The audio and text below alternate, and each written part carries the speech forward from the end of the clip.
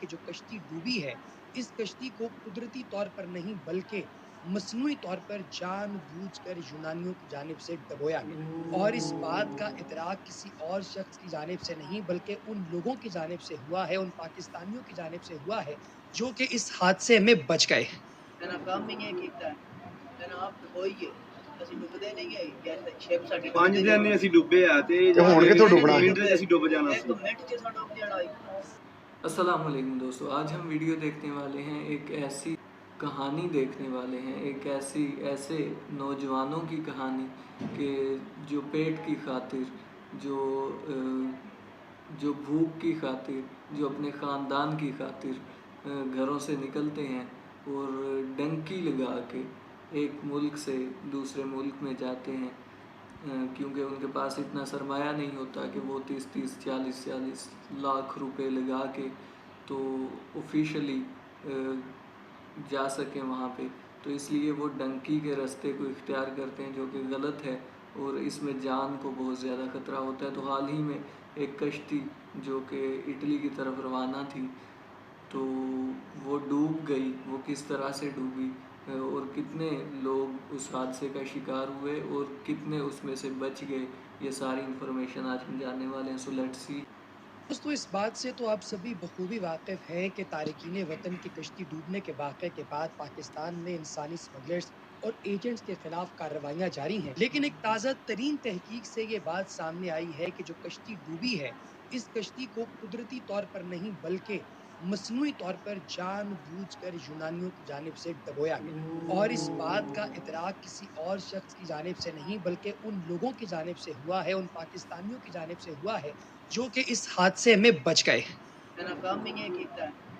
आप डुबोइए ਅਸੀਂ ਡੁੱਬਦੇ ਨਹੀਂ ਹੈ ਜੈਸੇ ਸ਼ਿਪ ਸਾਡੀ 5 ਦਿਨ ਨਹੀਂ ਅਸੀਂ ਡੁੱਬੇ ਆ ਤੇ ਹੁਣ ਕਿੱਥੋਂ ਡੁੱਬਣਾ ਮਿੰਟ ਚ ਅਸੀਂ ਡੁੱਬ ਜਾਣਾ ਇੱਕ ਸੀ। ਮਿੰਟ ਚ ਸਾਡਾ ਡੁੱਬ ਜਾਣਾ।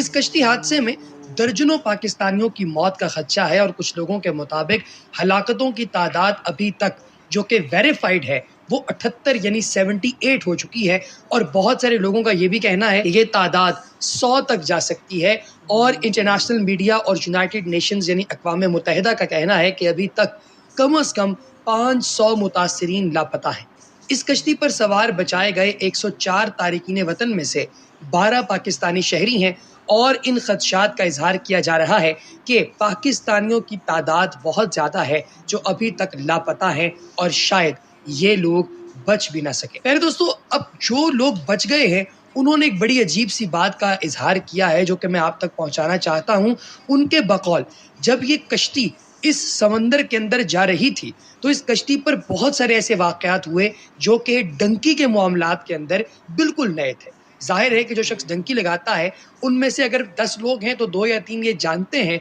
कि डंकी का प्रोसेस क्या है, क्योंकि 1 या 2 लोग ऐसे होते हैं जो पहले भी डंकियां लगा चुके होते हैं। तो उन्हीं में से एक शख्स ने बताया कि जब वो इस कश्ती में सवार हुए तो उन्हें तभी अंदाज़ा हो गया था कि ये कश्ती मछलियां पकड़ने वाली छोटी कश्ती है, और इसके अंदर इतनी बड़ी तादाद में यानी तकरीबन 750 के करीब लोग जो हैं उनको लादा जा रहा है। इतने लोगों के लिए कश्ती नहीं है, लेकिन फिर भी जाहिर है कि जब एजेंट ने कहा कि इस पर सवार हो तो इन लोगों को होना पड़ा। जब वो सारे लोग इस कश्ती पर सवार हो गए तो थोड़ी ही देर बाद उनको अंदाज़ा हुआ कि ये कश्ती जब बिल्कुल समंदर के ऐन वस्त में पहुंची तो इस कश्ती का इंजन ख़राब हो गया। इसके ख़राब होने की वजह ये थी कि इसके ऊपर बहुत ज़्यादा वज़न था और कश्ती थी भी बहुत पुरानी। अब जब ये कश्ती इस कंडीशन में आई तो बहुत सारे लोग परेशान हो गए। उनका ये कहना था कि कुछ लोग तो ऐसे थे जो कि इस परेशानी के आलम में हवास बाख्ता हो गए और चीखने चिल्लाने लगे, जिन्हें कश्ती इंतज़ामिया ने खामोश करवाया। फिर उसके बाद इस कश्ती को इसी जगह पर तकरीबन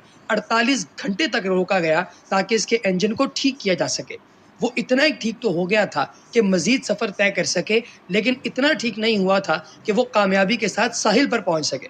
फिर दूसरा बड़ा प्रॉब्लम ये हुआ कि जब यहाँ से करीब से गुजरने वाली कुछ कोस्ट गार्ड की कश्तियों के अंदर बहरूपीय किस्म के जो जहाज़ जा रहे थे, छोटी छोटी कश्तियाँ जा रही थीं जो कि इन्हीं एजेंट्स की थीं, उन्होंने इन लोगों की जानिब पानी फेंका। अब वो पानी जब इनकी जानिब फेंका गया तो इस साफ़ पानी एक लंबी अरसे के बाद, एक लंबी ब्रेक के बाद इन तक पहुंचा था, लिहाजा इस पानी पर ये आपस में लड़ना झगड़ना शुरू हो गए और कश्ती का तवाज़ुन मज़ीद बिगड़ा, जिसकी वजह से इंजन को मज़ीद प्रॉब्लम पहुंचा। اب جب یہ جہاز جو ہے جو کشتی تھی یہ تھوڑی آگے بڑھی تو تھوڑی دیر کے بعد یعنی کہ تقریباً 3 سے 4 گھنٹے سفر کرنے کے بعد یہ کشتی دوبارہ بند ہو گئی اور ان لوگوں کے وزن کی وجہ سے کشتی ڈوبنا شروع ہو گئی۔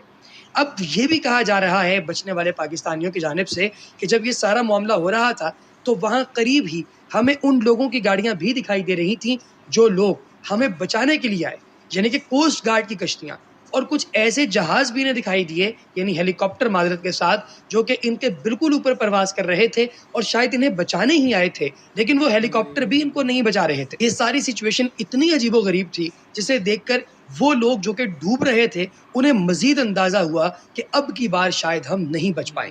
پھر یہ بھی کہا جاتا ہے کہ پاکستانیوں کو چن چن کر اس جہاز کے نچلے حصے میں یعنی اس کشتی کے نچلے حصے کے اندر جو ہے وہ ٹھونسا گیا تھا۔ آپ کو یہ بتاتا چلوں یہاں پر کہ جو کشتیاں ہوتی ہیں جو کہ بڑے بڑے سمندروں کے اندر جاتی ہیں اور کافی دن سمندروں کے اندر رہتی ہیں، ان کے ہمیشہ 2 سے 3 پورشنز ہوتے ہیں۔ اس میں سے ایک پورشن ایسا ہوتا ہے جو اس صورتحال کے لیے بنایا جاتا ہے کہ اگر سونا پڑے تو آپ اس جگہ پر سو سکیں اور سمندری ہوا آپ لوگوں کے جسم کو نقصان نہ پہنچائے۔ اور سب سے نچلے پورشن کے اندر اگر آپ کوئی مچھلیاں یا کوئی اور چیز پکڑتے ہیں تو اسے ڈالا جاتا ہے، رکھا جاتا ہے اور پھر ساحل پر لا کر اسے اتارا جاتا ہے۔ تو دوستو یہاں پر بھی کچھ ایسا ہی سلسلہ تھا جو کہ ان لوگوں کے ساتھ پیش آیا، لیکن پاکستانیوں کو جب نیچے ٹھونسا گیا تو ظاہر ہے کہ یہ بات روز روشن کی طرح عیاں تھی کہ ان کے ایجنٹس نے سب سے پہلے اور سب سے کم پیسے دیے ہوں گے، لہٰذا جب ان تمام لوگوں کی پوچھ تاچھ کی گئی تو پتہ چلا کہ پاکستانی ایجنٹس سب سے کم پیسے دیتے ہیں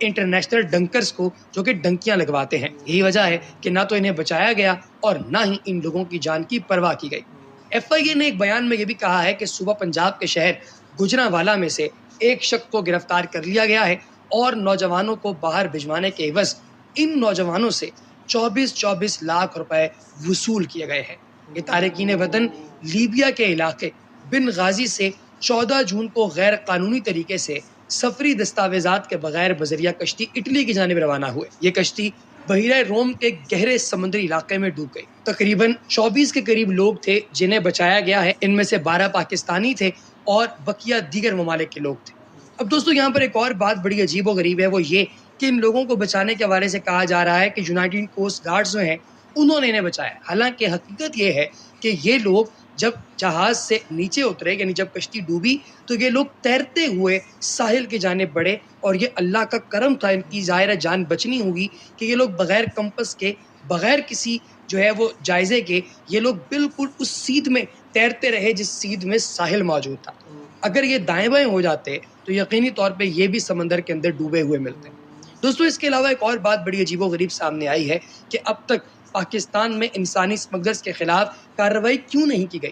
تو اس حوالے سے اب یہ بتایا گیا ہے کہ جتنے بھی ڈنکرز یہاں سے ڈنکیاں لگواتے ہیں ان ڈنکرز کی ایک بہت بڑی تعداد بڑی ہائیلی کنیکٹڈ ہوتی ہے پولیٹیکل اور بیوروکریٹک سرکلز کے اندر، اور یہ اچھی خاصی بھاری رقم جو ہے وہ بٹورتے ہیں اور پھیلاتے ہیں، پھر بعد میں تمام لوگوں کو ان کا حصہ دیا جاتا ہے جو لوگ ان پر کریک ڈاؤن کرنے والے ہیں۔ یہی وجہ ہے کہ نہ تو پولیس انہیں پکڑتی ہے اور نہ ہی کوئی اور۔ آپ کسی چھوٹے سے چھوٹے بچے سے جا کے بات کر لیں تو اس کو بھی اندازہ ہوتا ہے اور پتہ ہوتا ہے کہ ڈنکر کہاں پر موجود ہے اور ڈنکی کیسے لگائی جاتی ہے۔ تو اندازہ لگائیے کہ اتنے بڑے پیمانے پر کام کرنے والے لوگوں کو آخر کیوں نہیں پتا، جن کا کام ہی سرکار کی جانب سے یہ رکھا گیا ہے کہ انہوں نے اس طرح کے ڈنکرز کو پکڑنا ہے۔ دوستو ان کے خلاف بہت سارے مقدمات درج کیے گئے ہیں، لیکن ان میں سے کوئی بھی مقدمہ ایسا نہیں ہے جس کے بارے میں یہ کہا جائے کہ اس پر کوئی قابل ذکر کام ہوگا۔ سمندر میں ڈوبنے سے قبل پناہ گزینوں کی جو کشتی ہے یہ 7 گھنٹے تک ایک ہی جگہ کھڑی رہی ہے، اور کوسٹ گارڈ کی جانب سے بھی اس حوالے سے مختلف باتیں بتائی گئی ہیں، اور باقاعدہ طور پر جو ڈیٹا ہمارے سامنے آیا ہے بی بی سی کی رپورٹ کے مطابق اس نے یونان کے سرکاری دعووں کو مشکوک کر دیا ہے۔ وہ یہ کہتے ہیں کہ کشتی کو نیویگیشن میں کوئی مسئلہ درپیش تھا، حالانکہ ایسی بات نہیں ہے۔ تارکین وطن کو لے جانے والے ماہی گیر اس کشتی میں نہ تو ٹریکر رکھتے ہیں نہ کوئی اور چیز، بلکہ انہیں خود اندازہ ہوتا ہے کہ کہاں جانا ہے، لیکن یہی کہا جا رہا ہے کہ جان بوجھ کر اس کشتی کو روکا گیا اور اس کے بعد اس کشتی کو ڈبویا گیا۔ حقیقت کیا ہے یہ تو وقت ہی بتائے گا۔ تو یہ جو کشتی ڈنکی والی کشتی کو ڈبویا گیا، کس طرح سے ڈبویا گیا یا خود بخود ڈوبی، یہ تو وقت ہمیں بتائے گا۔ یہ تو ریسرچ سرچ جب کیا جائے گا تو پتہ چلے گا۔ اس میں جو سب سے بڑی بات یہ ہے کہ حکومتی لیول پر جب ان ڈنکروں کو پکڑا جائے گا اور ان سے پوچھ گچھ کی جائے گی کہ بتاؤ کہ یہ کس طرح سے ہوا، تو وہ پھر بتائیں گے۔ اور سیکنڈ بات یہ کہ ان کو پکڑا جائے اور ان کو پرماننٹلی یہ جو ڈنکی کا پروسیس ہوتا ہے اس کو کلوز کروایا جائے۔ ظاہر سی بات ہے اس کو کلوز کروانے کے لیے اس کے اندر بھی بہت سے مافیاز موجود ہوں گے جو کہ کمیشن لیتے ہوں گے ان سے بھی، ڈنکرز سے بھی۔ تو وہ جو لوگ ہیں وہ اتنی آسانی سے تو اسے بند ہونے نہیں دیں گے، لیکن اگر حکومت چاہے، پولیس چاہے اور ہمارے قانونی ادارے چاہیں تو ان کو بند کیا جا سکتا ہے۔ اور ماؤں کے جو لال جو ماؤں سے لڑ جھگڑ کے کہتے ہیں کہ میں تو جاؤں گا اور انشاءاللہ میں وہاں پہ پہنچ جاؤں گا اور ہم امیر ہو جائیں گے، یہ خواب لے کر جب وہ جاتا ہے تو راستے میں جب کشتی ڈوب جاتی ہے اور پیچھے مائیں اور ان کے والدین اور ان کی بہنیں اور ان کے بھائی جب یہ معاملے کو دیکھتے ہیں یا سنتے ہیں تو ان پر کیا بیتتی ہوگی یہ تو انہیں کو پتہ ہے۔ سو اللہ تعالیٰ زیادہ سے زیادہ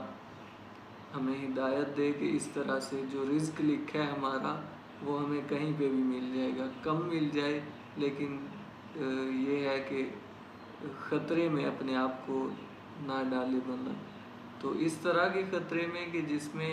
چانسز ہی بہت کم ہوتے ہیں کہ پہنچ جائیں، تو یہ تو بہت بڑی بیوقوفی ہے۔ والدین کو چاہیے، بہن بھائیوں کو چاہیے کہ وہ اس طرح کا کوئی بھی قدم نہ بچوں کو اٹھانے دیں۔ سو دوستو یہ تھی آج کی انفارمیشن، یہ تھی آج کی ویڈیو اور یہ تھی ساری سٹوری جو کہ کشتی ڈوبی اور بہت سے لوگ اپنی جان سے ہاتھ دھو بیٹھے۔ سو امید ہے ویڈیو آپ کو اچھی لگی ہوگی، ملتے ہیں نیکسٹ ویڈیو میں، تب تک کے لیے اللہ حافظ۔